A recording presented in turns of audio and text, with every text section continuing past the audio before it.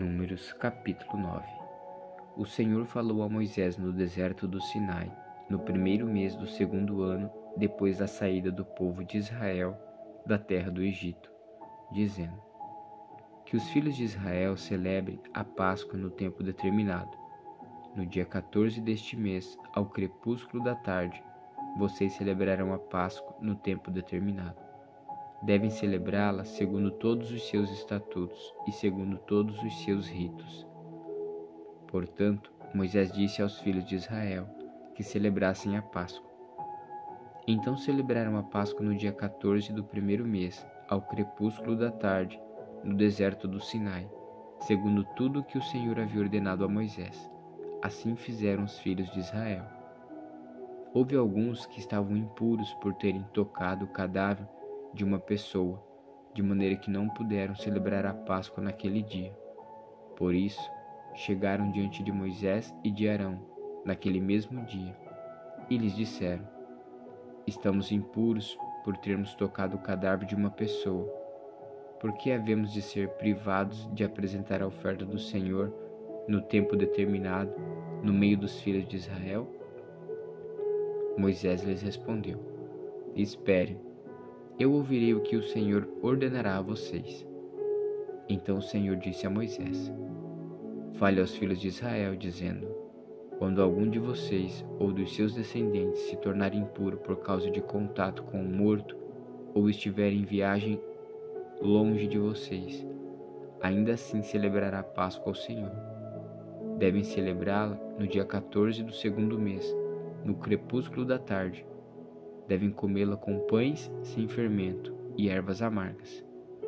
Não deixarão sobrar nada até a manhã seguinte, e não quebrarão nenhum osso do cordeiro.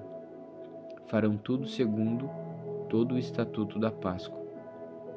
Porém, se um homem estiver puro, não estiver em viagem e deixar de celebrar a Páscoa, esse será eliminado do seu povo, porque não apresentou a oferta do Senhor no tempo determinado. Tal homem levará sobre si o seu pecado. Se um estrangeiro habitar entre vocês e também quiser celebrar a Páscoa ao Senhor, deverá celebrá-la segundo o estatuto da Páscoa e segundo o seu rito. Vocês terão um só estatuto, tanto para o estrangeiro como para o natural da terra. No dia em que foi levantado o tabernáculo, a nuvem cobriu o tabernáculo, a saber, a tenda do testemunho, e à tarde estava sobre o tabernáculo uma aparência de fogo, até a manhã seguinte. Assim acontecia sempre. A nuvem o cobria, e de noite havia aparência de fogo. Quando a nuvem se erguia de sobre a tenda, os filhos de Israel se punham em marcha, e no lugar onde a nuvem parava, aí os filhos de Israel acampavam, segundo o mandato do Senhor. Os filhos de Israel partiam e, segundo o mandato do Senhor, acampavam. Por todo o tempo em que a nuvem pairava sobre o tabernáculo, permaneciam acampados. Quando a nuvem se detinha muitos dias sobre o tabernáculo, os filhos de Israel cumpriam a ordem do Senhor e não partiam. Às vezes, a nuvem ficava poucos dias sobre o tabernáculo. Então, segundo o mandato do Senhor, permaneciam, e segundo a ordem do Senhor, partiam. Às vezes, a nuvem ficava desde a tarde até a manhã seguinte. Quando pela manhã a nuvem se erguia, punhavam-se em marcha, quer de dia, quer de noite. Erguendo-se a nuvem, partiam. E se a nuvem se detinha sobre o tabernáculo por 2 dias, ou um mês, ou por mais tempo, enquanto pairava sobre ele, os filhos de Israel permaneciam acampados e não se punham em marcha.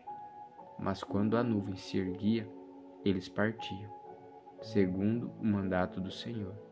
Acampavam-se e, segundo o mandato do Senhor, se punham em marcha. Cumpriam o seu dever para com o Senhor, segundo a ordem do Senhor, por meio de Moisés.